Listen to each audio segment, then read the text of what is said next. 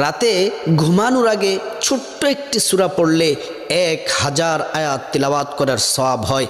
আল্লাহ রসুল সাল্লাল্লাহু আলাইহি ওয়াসাল্লাম সাহাবাদেরকে বললেন, হে আমার প্রাণের সাহাবারা, তোমরা কি প্রতি রাত্রে 1000 আয়াত তিলাওয়াত করে কি তোমরা ঘুমাতে পারবে? সাহাবীরা কেউ ভয়ে হাত তুললেন না। সিদ্দিক আকবর, আবু বকর সিদ্দিক, হজরত ওমর, হজরত ওসমান আলী কেউ হাত তুললেন না। আল্লাহ রসুল সাল্লাল্লাহু আলাইহি ওয়াসাল্লাম বললেন, তোমরা কি কোরআনের সেই ছোট্ট সূরাটি তাকাসুর কি তোমরা কি পাঠ করতে পারো?